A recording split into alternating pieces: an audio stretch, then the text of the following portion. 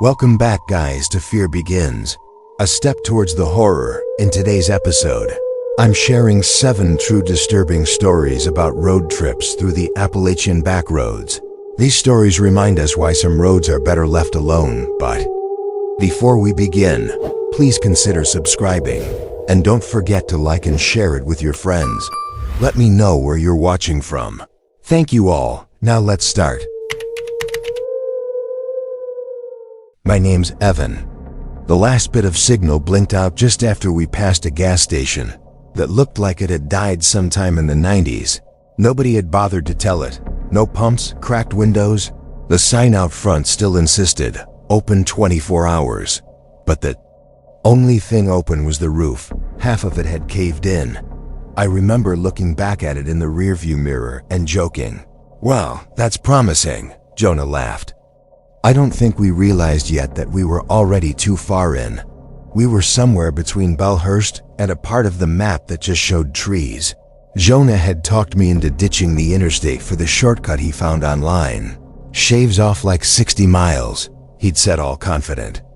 Locals swear by it. Scenic, low traffic, real back road vibe. I rolled my eyes. Scenic in Jonah's speak usually meant unmapped and questionably legal. But we weren't just trying to save time. It was our first trip to that big music festival down in Tennessee, and we wanted the drive to feel like part of the experience. Something more than gas stations and fast food wrappers. We wanted stories. Something dumb and memorable we'd laugh about later. And yeah, we got that. Just not the way we expected. At first, the road seemed all right. Paved barely. A 2-lane ribbon curling through the trees. No lane markings, no shoulder, just asphalt. And brush. It snaked along the ridge so tightly sometimes it felt like the car was leaning into the trees. We didn't pass a single other vehicle. No bikers, no trucks, not even a lost Subaru. Just us and a slowly narrowing stretch of road that was starting to feel more like a suggestion than a plan. Then we saw the fences, and by fences, I mean these sad-looking metal rods jammed into dirt, like someone started building a barrier but quit out of boredom. Uneven, crooked, some had wire wrapped through them. Others were just standing there solo. They'd appear for a bit on one side of the road, then vanish, then show up again on the other side. Like some invisible hand was trying to trace a line through the woods and kept changing its mind. Jonah slowed down a little and said, "Maybe this was old farmland or something." But he didn't really believe it. You could hear it in his voice. That edge of doubt he gets when something doesn't sit right. But he's still pretending it does. Eventually, the signs stopped entirely. No speed limit signs, no curve warnings. Not even a faded mile marker. The trees pressed in tighter. The road got narrower. Then we saw it, the shed. It was just sitting off the right side of the road. Maybe 20 feet back. No path, no drive, just there. It leaned slightly, like it had settled unevenly into the dirt. The boards looked like they were salvaged from old barn walls. One window was completely boarded up, and the other had a pale yellow curtain drawn neatly across the inside. Not fluttering, not moving, just drawn perfectly. Okay, that's creepy, I said, pointing. Jonah glanced over and smirked. Welcome to Appalachian chic, but even he looked over his shoulder after we passed it. 5 minutes later, we passed it again. Same shed, same angle, same curtain. Everything identical. Neither of us spoke that time. We just stared straight ahead. The third time we passed it, I grabbed my phone. Still no service. GPS was frozen. The little blue dot hadn't moved in 20 minutes. I looked at Jonah. His knuckles were pale where he gripped the wheel. When it showed up a 4th time, he pulled over. I got out of the car and stood on the cracked edge of the road, trying to make sense of it. I figured maybe we'd looped. Maybe there was a hidden turn we missed. I paced a bit, looked through the trees, tried to retrace the direction we'd come from. But the road just kept going forward. No forks, no splits, no tire tracks. Just 2 thin lanes cutting through the trees like someone carved them out and forgot why. I don't know why. I walked toward the shed. Maybe I needed proof we weren't losing it. Jonah stayed in the car. He cracked the window and said my name once, kind of soft. but didn't follow me. The ditch was full of weeds and small rocks. I stepped through, pushing aside tall grass, and walked right up to the shed's door. It was warm, not sun-warmed. This was different. It felt like heat was radiating through it, like there was something alive behind the wood, something humming. The air was cool around me, and the shed was solid and still, but the door felt like it had a pulse. I didn't touch the handle. I couldn't bring myself to. The yellow curtain didn't move. The boards looked old but strong. I leaned close, but the window was too grimy to see through. I turned around and walked back without knocking. Jonah didn't ask what I saw. We both got in the car and didn't speak for a while. The road split maybe 10 minutes later, just like that. No warning. No signage. One path went right, the other left. Both looked the same. Narrow, cracked, swallowed by trees. We argued, sort of. I said right. Jonah said left. He was driving, so we went left. 3 minutes after that, we saw the first man. He was standing a few steps into the trees, just barely past the reach of the sunlight, still facing us, dressed like a farmer from a decade ago. Muddy jeans, worn boots, and a threadbare flannel. His hands were by his sides. He wasn't hiding, but he wasn't exactly visible either. If you blinked, you'd miss him. Jonah muttered something under his breath, but I didn't catch it. Then we saw another, same clothes, same distance from the road, same expression, blank, unreadable, like someone who wasn't watching so much as cataloging. They kept appearing every few minutes. Closer, farther, always standing, always watching. Not moving, not waving. My chest got tight, but I didn't say anything. Jonah stopped talking completely. His shoulders were locked. He was breathing through his nose, in quick little bursts. The sun was going down now, turning everything gold and stretched. Long shadows clawed across the road. My GPS blinked once, just enough to give me hope, then died again. We hit a pothole that made the glove box slam open and scatter a bunch of receipts and empty gum wrappers across the floor. Then we saw the shed again. Same one, same tilt. Same yellow curtain, only this time the curtain had shifted. It was open just an inch or two, and behind the glass, blurry and low, there was a shape, not a face exactly, not anything I could name. Just the sense of one, a pale smear, a suggestion of eyes maybe. It didn't move. Jonah slammed the gas. We flew past the shed, tires screaming. I pressed my hand to the window and didn't blink. I couldn't. I needed to see it disappear. Then we hit something. It wasn't heavy, more like a bump. Like when you run over a log or a trash bag, but it was solid enough to jolt the car. We pulled over, got out, looked under and around the car. Nothing. No blood, no animal, no branches. Just 4 muddy footprints pressed into the dust on the back bumper. Human-sized, like someone had climbed up then slid off. We didn't speak after that. We just drove. Eventually, the trees gave way and we rolled out into some tiny town I didn't recognize. Jonah pulled into the first gas station we saw. I ran inside and asked the guy behind the counter if he could tell me where we were. He looked up slow, like his brain was still warming up. Then he said, "You come down old number 9? I said, "Maybe." I wasn't sure. He nodded like that answered something. "That road don't lead nowhere," he said. We found a motel off the main road. Jonah paid in cash. We barely spoke. I kept checking the window that night. Every time a car passed, I'd flinch. I dreamed about yellow curtains and watchers with faces you could almost, but not quite see. When I got home, I pulled up satellite maps and retraced every turn I remembered. There was no fork, no split, just a single line through the woods that cut off halfway across the ridge. I was 26 when it happened, out in the backwoods of the Appalachian, the kind of stretch where your phone drops signal within 20 minutes, where gas stations still run on analog pumps, and the forests crowd in tight enough to make you feel like they're listening. Maybe even watching. I'd been burnt out for months, nothing dramatic, just the slow erosion kind. Work was constant. My sleep was trash. My head buzzed with other people's voices all the time. I didn't want advice. I didn't want podcasts or playlists. Not even a call with my brother. I wanted 3 days off the map. Just me, some paper maps, and the dusty ribbon of the Blue Ridge running through the mountains like a spine. I packed light, food, gear, backup batteries, a camp stove I barely knew how to use. I didn't even bring a cooler. I wasn't planning on seeing anyone long enough to share a sandwich. Day 1 was exactly what I needed. Crisp mountain roads, long, empty switchbacks, those strange little pull-offs where the trees swallow everything behind you. I passed 1 car in 6 hours. I waved. They didn't wave back. Perfect. Perfect.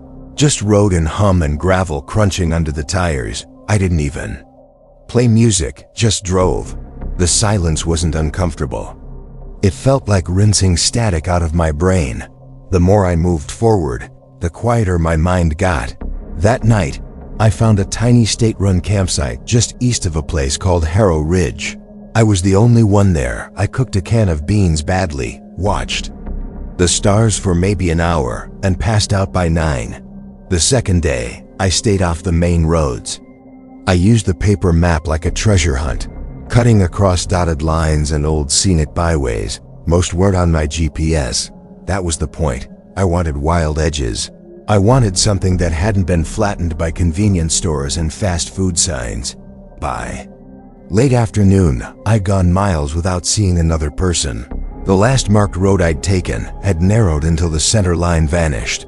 At one point, I drove under a sagging arch of pine, so dense it looked like a tunnel. On the other side was a stretch of cracked asphalt, flaked and broken, with weeds pushing straight through. The earth was slowly reclaiming it. It didn't even look like part of the route, but the map didn't say otherwise. It was quiet in a way I hadn't felt in years, so I stopped, didn't bother pitching the tent. I figured I'd just sleep in the back of the car that night.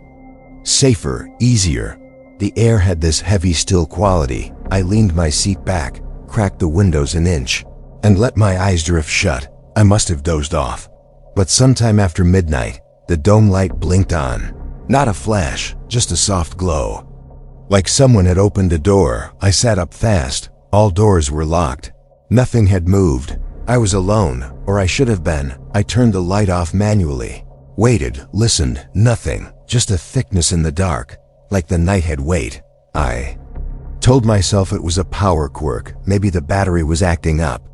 Maybe something shifted in the wiring. Still, I didn't sleep the rest of the night, just stared into the black, trying not to flinch at every creak from the trees. At dawn, the place looked wrong. I couldn't put my finger on it. The road was the same technically, same cracks, same buckled asphalt, but the trees were closer. I know how that sounds, but I swear they had moved, not dramatically. Just a subtle crowding, like they'd taken a step forward when I wasn't looking. Branches that had been 5 feet away now scraped the edges of the car. I got moving fast, tried to retrace my route. But after an hour of driving, I passed this old rusted road sign. Just a metal rectangle on 2 posts, no letters left. Just corroded streaks where paint had been. I'd seen it before, maybe 30 minutes earlier. Or maybe not. Maybe it just looked the same.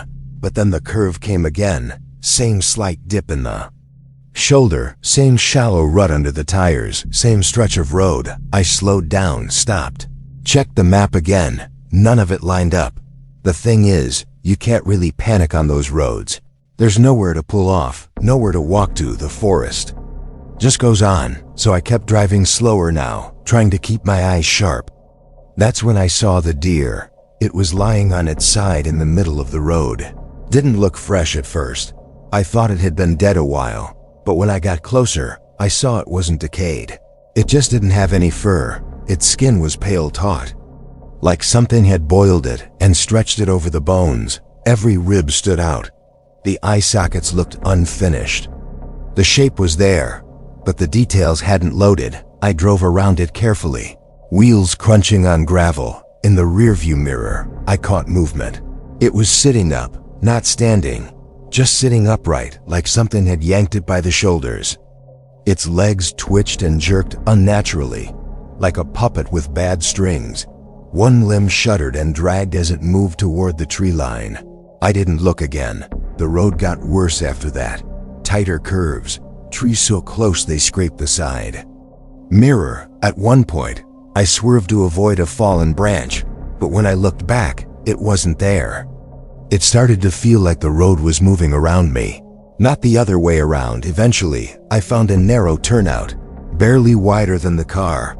I wedged in, turned the engine off, locked everything, and sat there trying to breathe normally. I told myself I'd wait it out, just a weird stretch of forest, just bad sleep and isolation messing with my head. Then close to midnight, I heard footsteps, not animals, not scattering, slow steps, single steps, spaced out like someone deliberately pacing. Crunch, pause, crunch. Around the car, there was no trail, no open space to walk, just trees. Still the steps kept circling. Then they stopped at the passenger side. A soft press on the door handle, not yanking, not banging, just testing, like checking if it was locked. I turned on the headlights. Nothing, no shape, no figure, just beams on the trees, vanishing into a black that felt deeper than it should have been. I didn't sleep. I didn't even blink much. My hands stayed tight on the wheel until the sky began turning pale. When light finally came, I drove. Didn't check the map, didn't stop to eat. Just drove until the trees thinned, the road smoothed, and buildings appeared again. I passed a gas station in a town called Gallows Fork and pulled in like I was escaping something.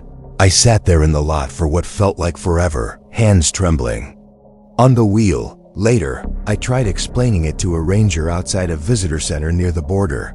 I showed him the map, pointed out where I thought I'd been. He went quiet. Said there weren't any roads in that area that matched what I described. The forest there was steep. He suggested I misread the terrain, that I'd probably just circled without realizing. I still love mountain roads, but now I stay on the highways. Every summer we piled into our aging silver SUV. Snacks were crammed in, pillows tugged in the corners, and the trusty cooler wedged between seats. Then we pointed south. It had become an unspoken tradition. My dad always avoided the interstate. He said all the exits looked the same, lined with fast food chains and dull billboards. Highways are like endless grocery stores. He'd grumble, mountains have personality. I usually didn't argue. The curves made me queasy sometimes, but slipping on music and watching the forest close in was beautiful in its own way. That year though, something felt off from the very start. We turned off the main road, Route 68 I think, and everything shifted. Not the temperature, not the hum of the engine, but the air itself felt thicker. The trees loomed taller, darker. They didn't just border the road, they leaned in closer and closer until sunlight flickered across the seats like it was being stopped at checkpoints. My playlist hit a curb at that moment, and I didn't even skip the song. Normally, I'd be lost in lyrics. This time, I was caught on the way shadows crouched at the edge of my vision. Not long after, the GPS blinked out. First it stuttered like it couldn't catch its breath, then it went black. Guess we're really off the grid now. My dad laughed, sounding confident, but I watched his reflection in the rearview mirror. For a moment, uncertainty flared, and I felt a tightening in my chest I couldn't name. The road wound tighter, steeper, quieter. We hadn't seen another car in what felt like forever. My sister Olivia, she was 10 then, leaned against the window, eerily still, mouth parted in dreams. I couldn't hear. My mom kept swinging her phone around, poking at the empty bars, sighing at each no-service pop-up. I pressed my forehead to the cool glass and watched the trees blur, then stutter as if even they weren't sure they should keep moving. We finally stopped at a gas station, though that's generous. One rusty pump crouched beneath a battered awning, and a sideways sign spelled simply "Fuel" in peeling red letters. The place looked abandoned, like someone had left under construction. Up for 30 years and never came back. Inside, fluorescent lights buzzed overhead, making my teeth itch. Behind the counter stood a man who stared without blinking, pale, thin, almost translucent. His gaze followed us but never settled. My mom Asked for directions back to the interstate. He spoke like a broken tape, slow, flat. Left at the fork, stay straight. Don't take the gravel roads. Then, as if he forgot the rest, he repeated only that part. Don't take the gravel roads. No blink, no nod, no smile. When we left, a woman appeared beside the SUV. Gray hair plastered against her scalp. Clothes threadbare. She stood so still I thought she was part of the vehicle. Then her eyes met mine. She smiled, not warm, but sly. Like she held a private joke I wasn't supposed to hear. Then she turned and walked backward into the trees. Feet crunching as though she wanted us to know she was still there. Even as she disappeared. You'd think that would have been our cue to turn back. But we didn't. The road closed in again, narrow, cracked, begging for a tire blowout. The center. Lines vanished, fog crept in, thick and low, swallowing the world ahead. That's when the signs appeared, nailed to trees like warnings. Keep driving, the first one shouted in thick black paint. I laughed it off. Who wouldn't think it was a prank? But my mom gasped, and she didn't look away. The next one read, "Don't stop." The letters were smeared like someone had written them in a rush. My mom whispered, "Should we turn around?" "The road's too narrow," my dad replied, clipped and sharp. Nowhere to stop. Then came the last sign. "They're waiting." Silence filled the SUV. My sister twitched in her sleep. I thought I saw something move at the edge of my vision. Trees shivering, shifting, but when I turned my head, the motion vanished like it was ashamed of being seen. Suddenly, headlights blazed into our rear windshield. Relief hit me first, thinking another car meant rescue. But no, this car stayed glued to us. Same distance, same brightness. My dad sped up. The car sped up too. "Pull over, let them pass," my mom begged. But there was no shoulder, just forest and sheer drops. That's when I saw them, people. They lined the roadside. Men, women, even children, frozen, heads turned in unison, following. Use like tracking devices, body still, eyes locked. "Faster," I whispered, my voice shaking. My dad pressed harder on the gas. The headlights swelled brighter. Too close, too fast. The road veered. Dad slammed the brakes. Tires howled. The SUV fishtailed, jerking sideways. Everything screamed. Metal, rubber, heartbeats. When we stopped, I turned to look out the back window. Nothing, just fog and still trees. No headlights, no car, no people. Just absence. My mom muttered prayers. My dad hit the gas again. This time we didn't slow, not once. The fog thinned. Just like that, the road opened wide. A fresh green sign appeared. Interstate ahead. 5 miles. So absurdly normal, no one spoke until we reached Red Vale. Exit 22. A small motel sign flickered neon, and somehow even welcome sounded wrong. I climbed out, reached for my bag. That's when I saw it. 4 vertical smudges streaked across the outside of the back window. Mud dragged down like fingers. Clawing from the top edge, I'd looked out that window 100 times. I would have noticed if it was already there. I didn't sleep all night. I stared at the ceiling, pressing my fingers hard against my eyelids, counting seconds until sunrise. I spent most weekends back, then exploring the Appalachian backroads. It wasn't a project, and it wasn't a search for something. I just liked empty, twisty asphalt that led nowhere.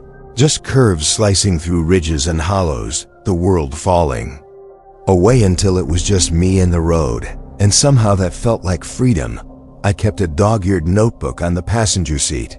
Inside were lists of every road I'd tried, which ones felt promising, which ones felt stale, and which ones I might go back to someday. That weekend, I pulled out my not-so-trusty map and pointed at Route 92B. On paper, it was barely even a line, a faint gray whisper begging to be ignored. That was exactly why I chose it. The turnoff wasn't obvious. It was hidden behind a pair of leaning pines, sagging like weary old men, their branches brushing the pavement. Grass grew right through the cracked asphalt, nearly joining the edges in a green seam. I could have missed it if I hadn't been paying attention, and maybe that was part of the draw. Right away, it felt deserted. No shoulder, no signs. No other cars. The trees leaned in too close, branches scraping the roof in a dry whisper, not loud, but insistent enough. I muttered to myself, just another forgotten road, nothing out of the ordinary. But even as I said it, my voice felt faint, distracted. Soon enough, I passed mile marker 12. The paint was so faded, I almost drove right by. The post was dented. The metal puckered, and there was a neat bullet hole in the corner.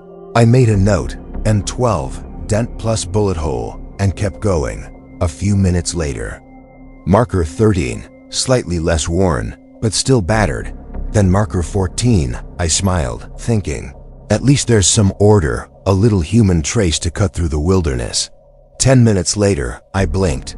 There was 12 again, same dent, same hole. I slowed, leaned forward, stared out the window. This was exactly the marker I had just passed. I looked behind me, no forks, no side paths, nothing that looked like a turn, just more trees. I told myself I was tired, maybe I spaced out, maybe. The road curved back without me noticing. I'd done stranger things out there alone, in the middle of nowhere, so I shook my head, gripped the wheel tighter, and kept going. But then it happened again. Marker 13, then 14, then back to 12. Something tightened behind my ribs, my stomach. Knotted like when you're about to laugh at a joke, but your teeth clamped shut instead. I breathed slow and whispered, "You've got this. You're just tired, keep going." That's when I saw the house. It sat maybe 30 feet from the road, no driveway remains. Just dirt and patchy grass that looked untouched for years. The clapboard siding was so weathered it looked fuzzy. The whole structure leaned to one side. The front door hung slightly open, drifting like it had caught a soft breath of wind. In the yard sat an ancient truck, rust spreading across its body, tires sunken almost to the rims. Its windows were blackened, either stripped out or sealed long ago. I didn't slow, I didn't blink. Empty houses exist everywhere on roads like this. It might have been leaning, but nothing worth startling over until I saw it again. Same house, same truck, same half-open door. This time, my breath caught sharp in my chest. I eased off the gas, telling myself it was a trick of the trees. But I knew that wasn't enough. The next time, the door was open wider. That tiny shift felt deliberate, like someone or something was waiting for me to notice. The fourth time, a figure stood in the doorway, no face, no details, just a shape. Still as stone, watching. It didn't move, didn't wave, didn't follow me with its gaze. But I felt seen. My chest stuttered. My foot slammed the gas before my mind caught up. I didn't breathe. I didn't look away. I didn't even blink. I just drove. The mile markers came again. 12, 13, 14, back to 12. They rolled by like mocking little deadlines. The house followed, the door, the figure. Each time the same. Each time watching me like I was the intruder. By then, my phone was dead. GPS had gone gray miles back. No signal, just a blank screen. The map in my glove box showed 92B winding through ridges and hollows. But it didn't show loops. And it didn't show a house that stalked the roadside. I must have been out there for over an hour. The oil cutoff warning had long since flashed. All I had were the scribbles in my notebook and the scraps of memory holding me together. Then I saw headlights far down the road, a pair bounding toward me through the trees. Relief hit so hard, I nearly slumped forward. Another car, another person. I flicked my brights. I tapped the horn, begging for recognition, for proof that I was still real. But when it pulled level with me, it wasn't another person, it was my car. Same make, same model. Same cracked tail light from backing into a mailbox a week ago. Same faded bumper sticker I'd never peeled off, and behind the wheel was me. Not looking, not reacting, just driving forward like I wasn't even there. I swerved hard, gravel spitting from under the tires. Every muscle in my body seized at once. The other car didn't hesitate. It rolled on, taillights fading red into the trees. I froze. The world felt brittle. Too sharp, too real. Dust settled in the beam of my headlights, hanging there like it belonged more than I did. That's when I realized forward meant chasing that version of me. Backward meant passing the house again. Passing the figure waiting in the doorway, waiting. Panic chewed at me, but somewhere under it, a decision clicked. I threw the car into reverse. The engine groaned, gears grinding like it knew this wasn't what it was built for. I crept backward, one hand tight on the wheel, one clutching the seat. My breathing was shallow, ragged. I refused to look at the house, but I felt it there, the doorway beside me, the figure at the edge of my vision, still silent, waiting for me to turn. I didn't. I couldn't. The car rattled and shook, but I kept going, not until the tree line thinned, not until the pavement smoothed back into the familiar highway I recognized. At the gas station, I rolled to a stop and killed the engine. Only the soft tick of cooling metal filled the silence. My hands trembled so violently, I thought I might leave fingerprints etched into the wheel. I pressed my forehead against it, but the sense of motion didn't stop. For a moment, I swore the car was still moving forward, backward, sideways. I had to look up just to be sure. I've never driven 92B again, and I stopped those solo Appalachian runs. I'm 26 years old, and that road trip through the Appalachian back road still knots my stomach when I think about it. I remember how it started like any other spontaneous escape. Just a quick, cheap getaway before summer slipped away. Nothing fancy, just ditching the interstate, turning onto twisty back roads, chasing little towns we'd only ever heard about in stories or late-night playlists. It was early morning when we pulled out. The sun was rimmed in pink and gold. The car was packed with too many snacks, chips that crunched too loud, dreamy homemade cookies already half melted, and beer that was warmer than any of us admitted. The hum of tires on pavement, morning light glinting off the hood. It felt like things were exactly as they should be. At first, everything lined up. The GPS guided us onto a 2-lane ribbon of road curling into the hills, trees arched overhead, branches close enough to brush the roof, forming a leafy corridor that smelled green and alive. We cracked jokes about being in a movie, about how real the Appalachians felt, untracked, unspoiled, hours for the day. So when our phones went out, 0 bars, black screens, we laughed. "Welcome to unplugged mode," I said. We joked it was a plan all along. No Instagram check-ins, no maps. But reality didn't take long to creep in. The GPS froze. Its map showed a flat, straight road. But in front of us, the pavement snaked and twisted, fading in ways the screen had no record of. We exchanged looks, shrugged. "Adventure," Evan said, brushing chip crumbs off his lap. But as the forest thickened, that shrug felt less casual. The first crooked sign appeared. We nearly missed it, leaning to one side. Fresh wood painted in shaky letters, it read, "Creel's Fork, 8 miles." None of us had heard of it. I snapped a picture with my phone before it died completely. The joke was, I'd blog the trip someday, but only if I made it home. Then came more. Harper's Knob 5 miles, Jude's 12 miles, Elf Creek 9 miles, all in that same clumsy font. Some distances scratched out and overwritten, arrows pointing in odd directions, as if someone wanted us to go in circles. We laughed, but the laughter was pale, mixed with uneasy glances ahead, and then we saw the houses. I tried to joke about living somewhere so quiet no one cared about upkeep, but the houses looked like they'd collapsed mid-sentence. Porches buckled, paint curling in strips, roofs sagged like they'd given up. I squinted through the windshield when a curtain twitched. Nothing but fabric, but it felt deliberate. We passed a doorway swinging shut, too smooth to be the wind. "Did you see that?" Megan whispered. Her voice was half a laugh, half a choke. For the first time, our jokes fell flat. Then Evan said he saw someone, a shape at the tree line. I turned, peered into the gloom, but saw only branches and shadows still. I didn't argue. I couldn't convince myself either way. No other cars appeared. No taillights behind us. No headlights ahead. Just us crawling through this narrowing road. The trees pressing closer. And then came the fork to the left. A sign in splintered wood. Dead Hollow 3 miles. The letters were shaky, painted fast and uneven to the right. A rusted pickup. Flat tires, half sunk in the dirt. Abandoned, blocking the road. The woods on both sides pressed in like walls. We're not going down a road called Dead Hollow. Megan said. Her voice was quiet, but firm. I heard her trying not to laugh or cry. Evan leaned forward, deadpan. Sure, but you want to stay here with that thing? He nodded at the truck. Who abandoned it? Where did they go? We stared. No one suggested anything. Finally, I turned the wheel toward Dead Hollow. There was no comfortable option.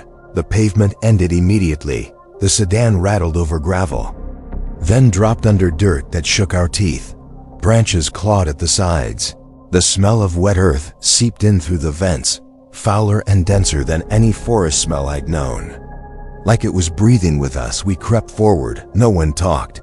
Headlights carved tunnels of light, shadows flickering against bark. The air felt still, as if the woods were holding something back. Then headlights ahead. A car. Relief swept through.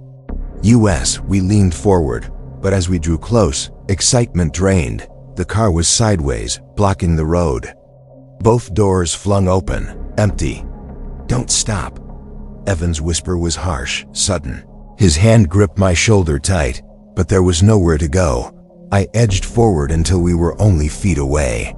We sat. Nothing moved, not the branches, not the car. Not even insects, silence thick as fog. I cracked the window. Can we? My voice caught. No answer, no rustle, no bird, just quiet pressing in.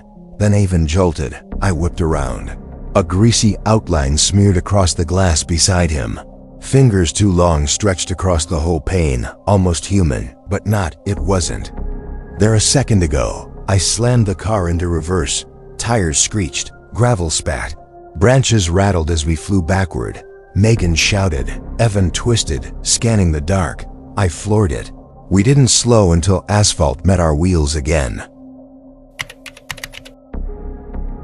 That summer, I turned off the interstate and slipped onto the back roads.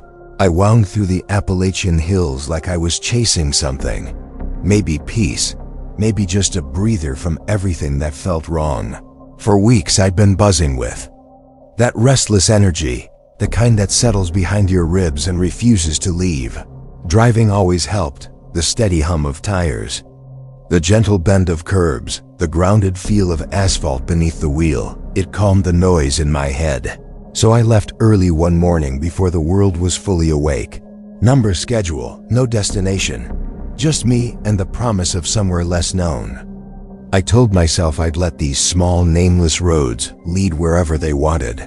It felt liberating. At first, I passed through little towns, places where time seemed frozen the day they painted the storefronts.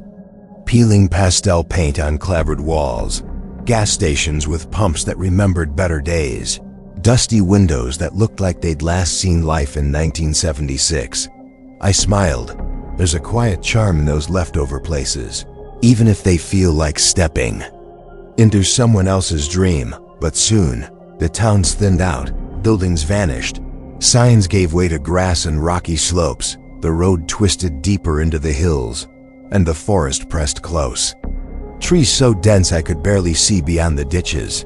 Mailboxes marked driveways where no houses appeared. Sometimes I'd pass an overgrown entrance, and if I squinted, I could almost imagine a porch behind the trees. But it was always just imagination. Evening sank in. That's when I realized I hadn't seen another soul. No cars, no dogs trotting the shoulders, just me. The engine's hum and relentless quiet. Then I glanced at the fuel gauge, low, barely above empty. My chest tightened. I counted miles in my head, willing that needle to climb instead of fall. That's when I spotted the sign. Wooden, crooked, with fading red paint, fuel ahead 6 miles. I laughed, half relief, half nerves. The kind of laugh that comes out like a sigh. That sign might have saved me. Moments later, the road curved down into a clearing. There it was. A squat white building you could almost call a gas station. One lonely pump stood guard over a gravel lot. The station's windows were plastered with brittle newspapers, edges brown, curling, like someone tacked them up decades ago and forgot. The pump itself, rust-speckled, warped, but still upright. Not completely dead. Maybe, just maybe, it still worked. I parked and stepped out. The air was unnaturally still. No wind, no birds, no cicadas, nothing. A silence that felt heavy, like it was waiting. I walked up to the door. It creaked, though I never got it open. The knob was cold when I tried, locked. A tiny bell hung from fraying twine. I tugged it gently.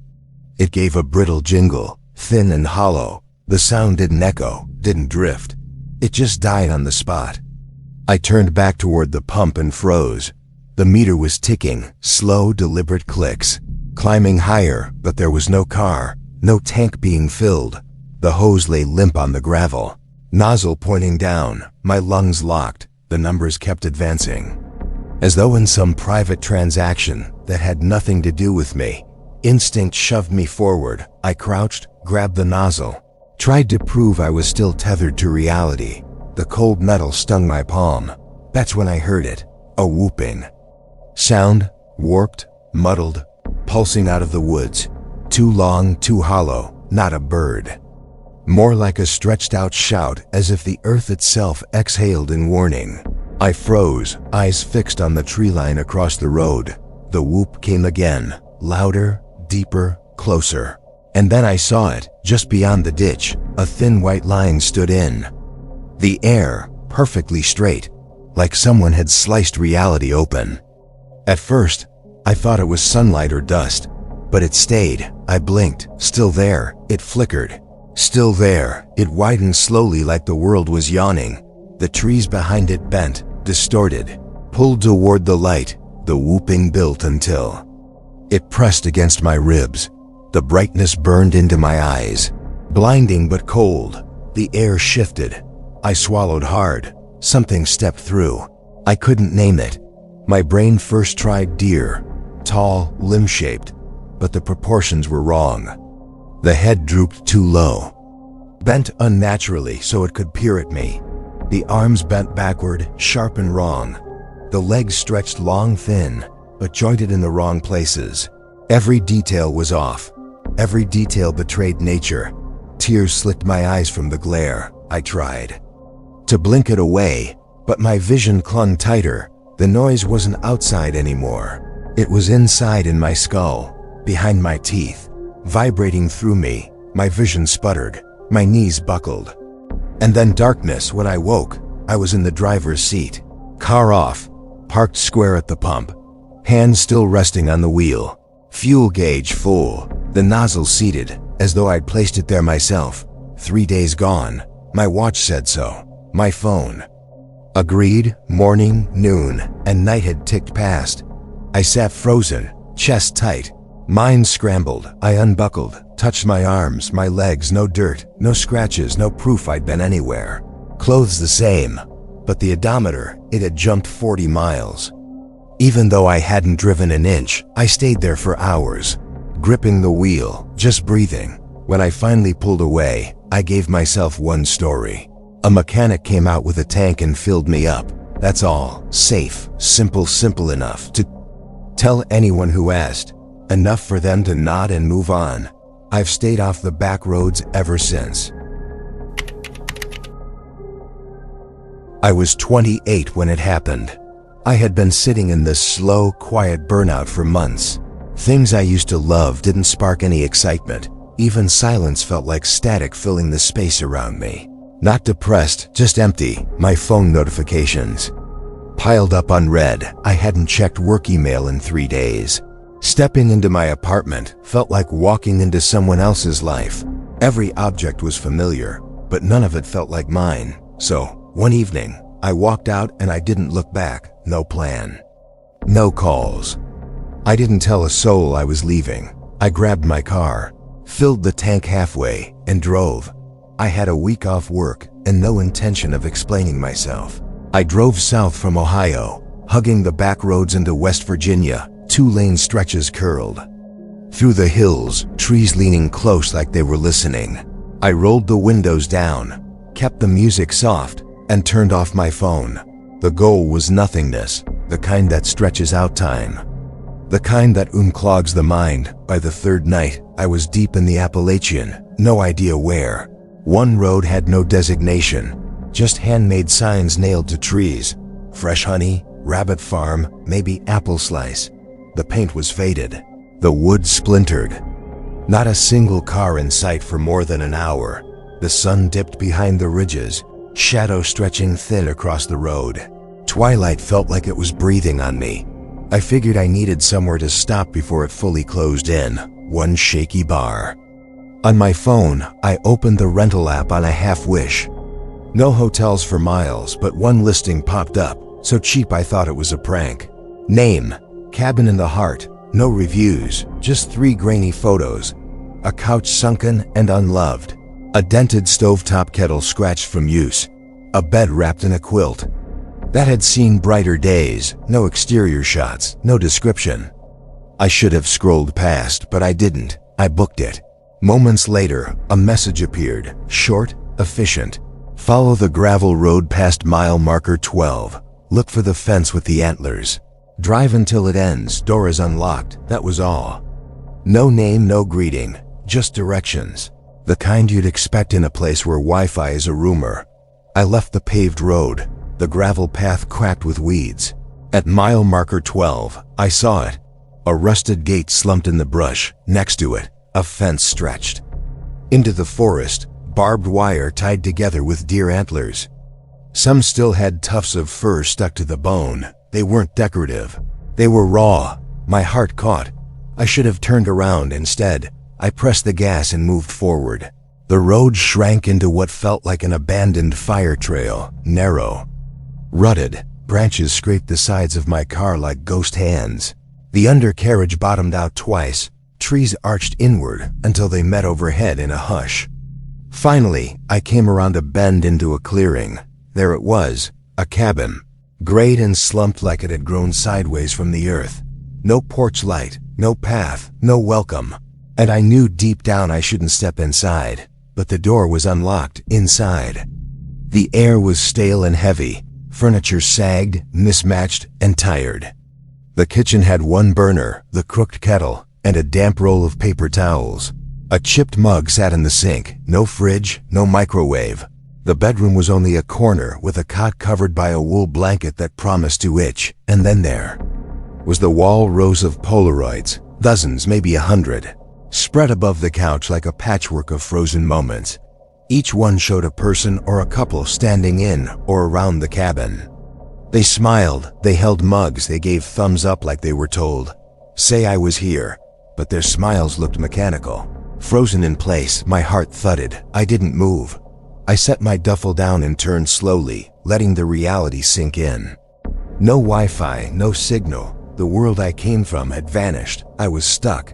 I pulled out a can of soup from my bag, tried to warm it on the tiny burner. It barely heated. I ate it cold, leaning on the counter. Each time I looked back at the wall, the faces seemed to shift. Not enough to meet my eyes, just closer. Then one photo dropped, soft thud, no wind. Just gravity shifting. It showed a woman. My age, short red hair, flannel shirt tied at the waist. She stood sideways, not facing the camera. Behind her was the antler fence. A pickup truck sat where my car now did. Her eyes were closed. I picked it up. My palm went slick with sweat. I tacked it back onto the wall. But not where it came from. I pinned it in the center, hoping it belonged there. Then I lay on the cot. The blanket scratched against me. I stared at the ceiling until my fingers fell asleep. I left the lamp on. Sleep came like fog at midnight. I woke, not to sound, but to silence. Every noise of the night had gone missing. Not a breeze, not a cricket, only stillness. Something nudged me awake. I sat up. That's when I saw him. A man stood outside the window, still barefoot, clothes hanging loose like they belonged to someone else. He was 10 feet away, turned at an angle. One arm raised, hand lifted, but not waving, not signaling.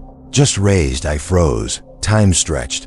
The cabin's dim light carved him into silhouette, but his face stayed shadowed. Then he stepped backward, ghost-like, feet sinking into the trees. Until he was gone, my chest rattled with breath. I forced myself to move. I locked the door, shoved the chair beneath the handle, turned on my flashlight. Though I knew it was useless, I stayed awake until dawn. When pale light touched the trees, I packed my bag. I whispered to myself, "Get out." Then I opened the door. The Polaroid wall was blank. Every photo gone. In their place, 6 new ones, all tacked neatly in a row. The first 5 were strangers. Expressionless, no background, all taken from the same angle. And the 6th, it was me asleep on the cot, wrapped in that cheap blanket. The photo taken from the bedroom doorway. I didn't grab anything else. Not a charger, not toiletries. I slid into my car with shaking hands and drove. I didn't stop until pavement returned. I was 24 when I talked Mara into one of those wing-it weekend trips. Just 2 old paper maps everyone warns you to hold on to, she agreed. But only if we ditch the highways. Somehow that sounded like a fantastic idea, so we packed a cooler full of soggy sandwiches. We grabbed 2 maps from the dusty rack at the gas station. Then we pointed our hatchback toward wherever the roads might lead. Late Saturday, we drove into what I still call the no-service zone. Not dramatic, just a GPS. Blinking, no service, then nothing.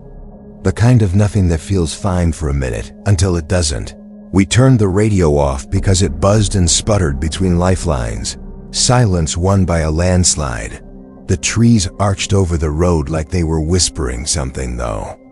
The air didn't stir, not creepy, just kind of waiting. Then we saw the sign. Caleb's Fork 4 meters. It leaned crooked, half the letters missing. Mara laughed. That sounds like a place parents used to scare kids into behaving. I joked it was some bored local's idea of frontier marketing, but the hitch in my chest told me something was different. In a good way. We turned right there. The road shrunk. First a single lane, then just gravel dust where 2 cars might once have passed. The sun dropped behind the pines. That cool see-through patch of air hinted dusk was just around the bend. We passed a mailbox, 1 mailbox alone. It tilted low, sagging like something had tried to crawl out from underneath. No house beside it, just forest and an echo of stillness. We pulled into what might once have been a town. A ghost version at least. Roofs caved, walls cracked, porches rotted to kindling. At the end of the gravel stood a skinny church. Its steeple split like old wood does. A door dangled on half its hinges. I killed the engine. The quiet filled in fast.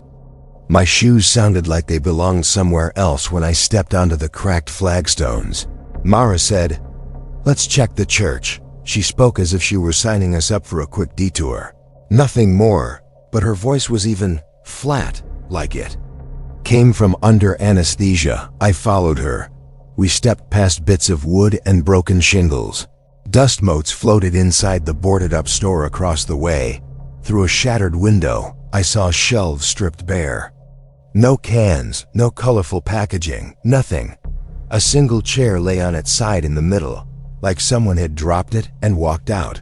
Everything was eerily clean, if that makes sense. Clean, but dead. That's when Mara spoke. Her voice was quiet.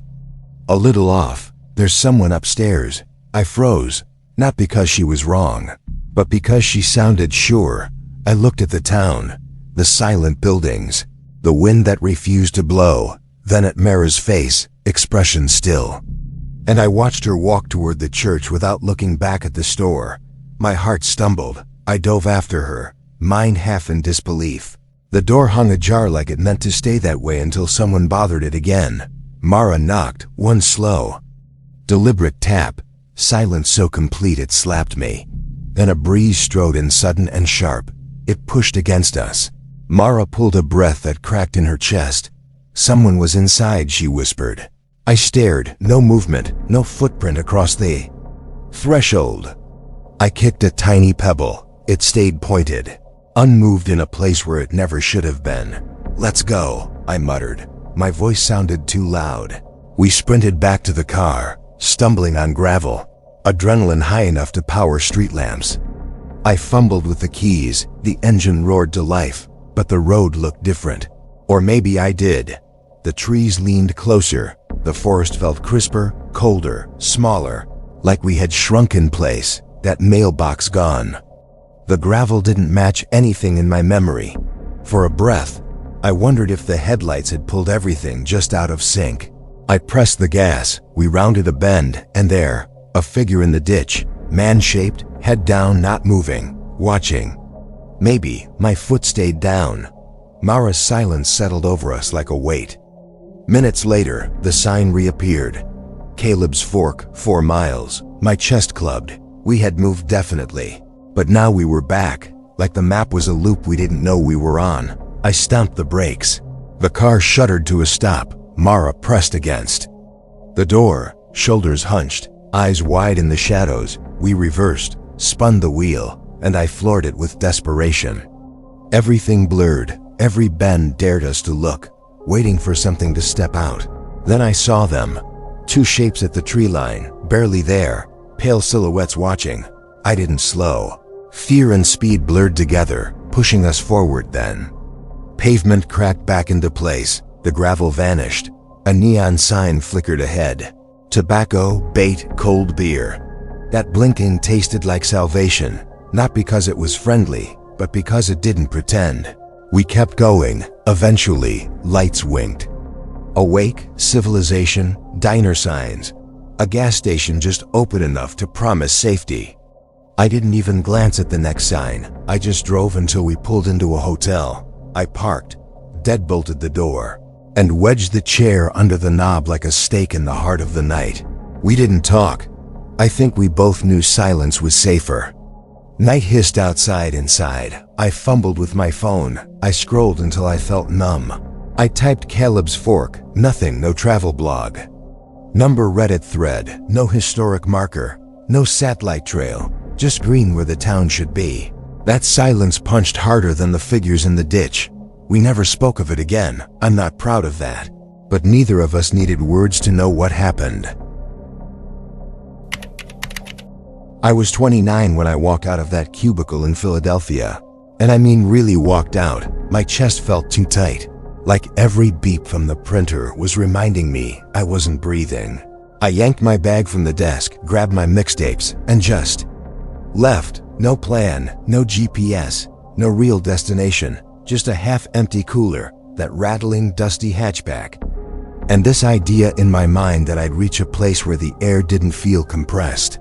Call it freedom, call it escape, whatever it was, I needed it. On the 3rd morning, I was somewhere in the Appalachians, winding through roads that seemed to fold in on themselves. Patches of sun streamed through the trees, falling on the dash like spotlights, and I swear my mixtape sounded like memories rather than songs. I blinked a few times and noticed the pavement had cracked apart. Soon enough, the road was more weeds than asphalt. It dropped me onto a track not on any map I'd stolen from the gas station. A faded green sign flicked past in my side mirror. Quarry. Lake 7. I shouldn't have trusted that old weather-beaten sign, but something about it, the way it was half swallowed by vines, felt more interesting than safe. So I turned. The station I found wasn't active by any measure. Pumps leaned at odd angles, clearly long dead. The colors of rust were all different shades of tired. And then there was an old soda machine out front, looking like someone's idea of rural nostalgia gone forgotten. One button still glowed dim red like it was winking at me, daring me. I pressed it. The rattling inside was faint but insistent. Soon, a bottle tumbled out with a hollow clang that echoed in the quiet. No brand, just WL water printed in thick, bold letters. No barcode, no ingredients. No refrigerate after opening. No made in, nothing. I grabbed it and plunked it on the passenger seat. My fingers brushed the condensation as it sat there doing nothing except existing. I didn't open it, but I kept glancing at it like I might still change my mind. I didn't, not yet.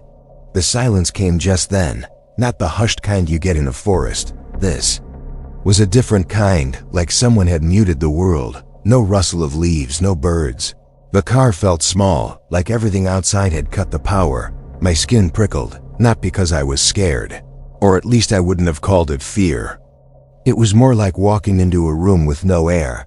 I kept going, and then I rounded a corner, and there they were, signs handmade, hammered into aged wooden planks. Something scraped and rough and two deliberate words. CELENC, bleed once he's on. The road, they were low, maybe knee-high, like someone didn't want me to miss them. My breath caught. Was this a performance? A warning? A joke someone forgot to laugh at? The letters were crude. The wood was splintered. All of it felt heavy, purposeful. And then the light changed. The sky was still the same color, but it felt like someone slid a gray sheet over it. It was still around 2 o'clock in the afternoon, if I checked the clock. But the world inside that light was dusk. The windshield drank the light instead of reflecting it. I checked my phone. Definitely 2:12 p.m. by its screen. But it didn't feel like that. It felt pressed dusk without sunset.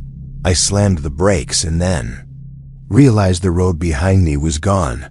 No gravel, no pull-off, no turning back. Just green pressing in. I stepped out. The hollow crunch under my boots echoed back like a reminder.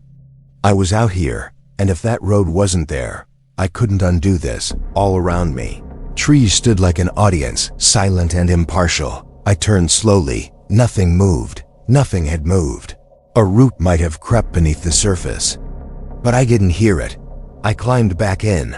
I had no idea what I'd seen or where I was, but I had to keep going. Minutes later, or maybe hours, I had no clue. I passed a mailbox just sitting in the middle of the road, black and battered, oddly out of place. It looked old, like something out of a rural TV show, except it didn't have a post, just landed there. The door was cracked open. Inside, another WL water bottle, same design, same label. But this time thick markers scrawled on the side, all caps, do not drink, drive through new ink. Sharp letters, the kind that jolts you into awareness. I saw it, felt my pulse jerk, and kept going. Didn't open the door again. More signs came, closer. Together this time. Hastier scrawls, hands on wheel, no left turns, count your miles. They appeared on tree trunks, stuck in soil as if planted there. Each one edged on louder, more urgent. The forest felt tighter now. Branches brushed mirrors, tickled the roof of the car like they were testing strength. I felt watched, not by eyes, but by presence. The radio clicked on. I didn't touch a dial. I didn't turn the thing on. Static hissed. And then light words slithered out of the speakers. My name whispered. I stared at the dash, then repeated, angrier, more insistent. Like the voice wasn't trying to say my name. It was trying to tether me to a thought I couldn't catch. I spun the dial. Nothing. I yanked the paddle off, wires dangling, and threw it into the woods. Now it was quiet again, cold silence flickering in. That car, my odometer ticked beyond 22 miles since I turned off the main road. That number 22 felt arbitrary, but heavy, felt like a countdown I didn't want. Then I drove a corner and saw the lake or whatever it was. Black glass so still it didn't reflect. Like a horizonless void hovering, no birds above, no wave. Just perfect weird nothingness. A white van idled beside it, door cracked open, quiet engine. It felt like an invitation. I gulped. I pressed on. Then a plank flat across the road in front of me. Do not stop. He sees you. Thick, jagged letters like claws scratched into the wood. And me, I obeyed. I didn't even think. I heard the board crack beneath the tires as I drove over it, like a reminder that I was still moving. That's when I saw movement in the mirror, van behind me. Looming in the corner of my eye, something moved. It didn't walk, it glided, shape humanish. But limbs twisted at wrong angles. The head didn't turn right, but the eyes stayed locked on me. Just seeing it. A flash was enough. I hit the gas too hard. My heart like a jackhammer, my vision tunneled. Suddenly, forest ended. Birds, wind, sunlight splintering through leaves. Silence felt normal again. The road widened, smooth and forgiving. Like nothing had happened. I blinked again. I found a gas station soon after, flickering fluorescence, stale coffee smell, buzzing lights. The guy behind the counter looked at me like he'd seen me bleed dry. "Didn't ask questions, didn't have to," he said. "You're not the first to come out of that stretch, but you're the first who made it alone. No judging, just acknowledgement." I nodded. Paid, bought the ticket out. I never drove past that part of the world again.